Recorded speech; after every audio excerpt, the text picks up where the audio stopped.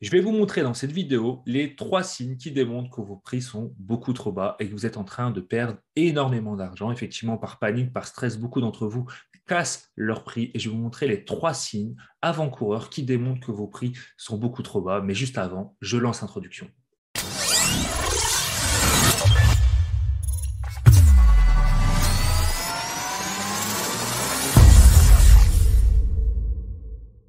Bienvenue à toi sur la chaîne Automatique BNB, la chaîne qui te permet d'automatiser et d'optimiser ta location courte durée. Si tu ne me connais pas, je suis Nicolas et je te permets d'augmenter ton cash tout en préservant ton temps libre. Et aujourd'hui, je vais te montrer les 3 signes sur lesquels tu dois être réellement attentif par rapport à tes tarifs et par rapport à ton calendrier. Parce que si ces 3 signes sont présents, en tout cas, si certains de ces signes sont présents, ceci démontre qu'il y a un problème sur tes tarifs et il faut que tu apprennes à les optimiser pour pouvoir augmenter tes bénéfices et ton chiffre d'affaires. Effectivement, par panique et souvent par stress, vous avez peur de ne pas être au complet et donc vous stressez. Vous paniquez et donc vous cassez vos prix. Et ça amène 3 conséquences. Ces 3 conséquences sont les suivantes. La première, c'est que vous soyez en fait en permanence avec un taux de remplissage à 100%. Si en permanence, vous êtes sur un taux de remplissage qui frôle les 100%, c'est qu'il y a un problème dans vos tarifs. C'est-à-dire que vos tarifs sont beaucoup trop bas. Il faut donc être très attentif parce que qui dit tarif trop bas dit également que vous êtes en train de perdre de l'argent. Pourquoi? Parce que vous verrez à la fin de cette vidéo, ce n'est pas parce qu'on casse nos prix qu'on va avoir plus de réservations que nos concurrents. Et ça ne veut pas dire également qu'on va se faire plus d'argent que nos concurrents. Le deuxième signe qui démontre qu'il y a un problème par rapport à vos tarifs, c'est lorsque vous avez un calendrier qui est rempli en moyenne à plus de 20 jours d'avance. C'est-à-dire que si je regarde mon calendrier aujourd'hui et que je vois que je suis plein jusqu'à dans 20 jours, c'est vraiment qu'il y a un souci sur mes tarifs. C'est-à-dire que je suis tellement bon marché qu'en fait les gens se ruent vers mon logement, mais certes, j'ai loué mon logement, c'est bien, mais je perds beaucoup d'argent parce que pendant ce temps-là, mes concurrents ne sont certes pas encore remplis, mais ils louent beaucoup plus cher. Et les gens, quand ils vont venir vers la dernière minute, ils vont louer plus cher les logements concurrents. Et donc, les logements concurrents, avec des prestations similaires, voire moins bien que les miennes, vont quand même remplir et vont gagner plus d'argent et donc plus de chiffre d'affaires. La troisième chose, ce que je viens de dire, c'est si régulièrement dans vos commentaires, on souligne le fait que vous avez un logement en qualité-prix exceptionnel. C'est-à-dire qu'en fait, on est en train de vous dire tout simplement, alors qu'à première vue, on se dit c'est cool, on nous dit que notre logement est qualité-prix, c'est en fait, on est en train de nous dire le logement n'est pas assez cher par rapport aux prestations que vous fournissez.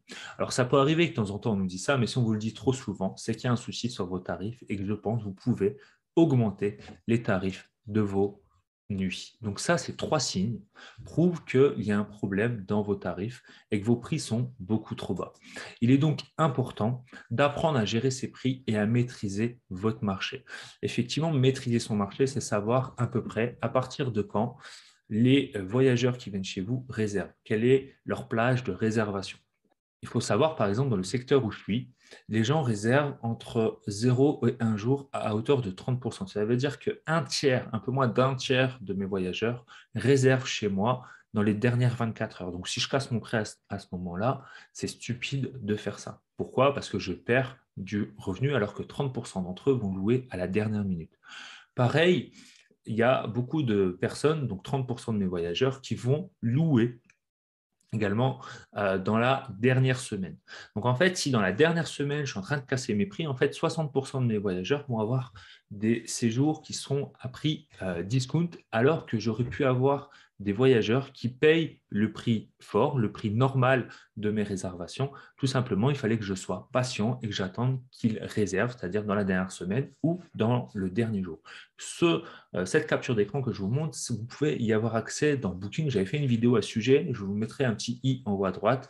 Dans beaucoup des villes, vous pouvez voir sur Booking des analyses et allez voir ces analyses et vous allez voir un peu ce que font vos voyageurs, c'est-à-dire à quelle période ils réservent chez vous. Et donc, ça ne sert à rien dans ces périodes-là de casser vos prix, parce que certes, les gens vont réserver, ça va donc augmenter votre taux d'occupation, mais vous allez louer à des prix moindres. Donc, soyez très attentifs aux périodes de réservation de vos clients. Et je vais vous démontrer, par exemple, en août 2021. Donc, en orange, en fait, c'est le prix moyen que moi, j'ai loué mes logements. En jaune, c'est le prix moyen de mes concurrents. Donc, j'ai loué plus cher que mes concurrents peut-être plus à la dernière minute qu'eux, parce qu'eux avaient un calendrier qui était rempli beaucoup plus rapidement et avaient un taux de remplissage qui frôlait les 100% à plus de 20 jours. Et moi, j'ai loué plus cher. Et pourtant, en louant plus cher, on peut voir là en août 2021 que j'ai un taux de remplissage qui est le plus élevé que mes concurrents. Donc attention, ce n'est pas parce qu'on casse ses prix qu'on va louer plus que ses concurrents. Là, la preuve en est, j'ai loué plus cher que mes concurrents et pourtant j'ai loué plus qu'eux. Par contre, c'est vrai que les gens ont loué plus à la dernière minute, dans la dernière semaine, voire dans le dernier jour, alors que mes concurrents avaient un calendrier qui était rempli à l'avance. Mais au final, j'ai un taux d'occupation qui est plus élevé que mes concurrents avec des prix plus élevés.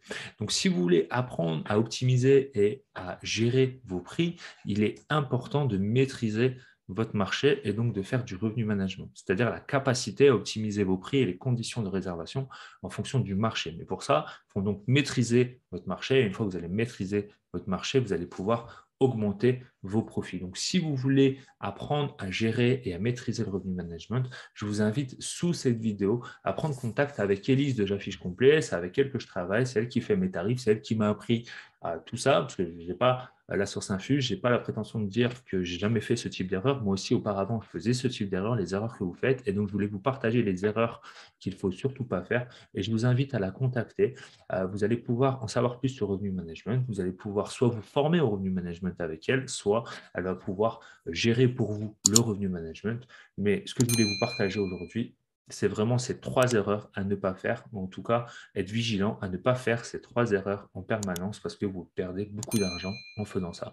Donc si cette vidéo vous a plu, n'hésitez pas à liker la vidéo, à la partager et également à vous abonner à cette chaîne. Sur ce, je vous dis à très bientôt. Ciao.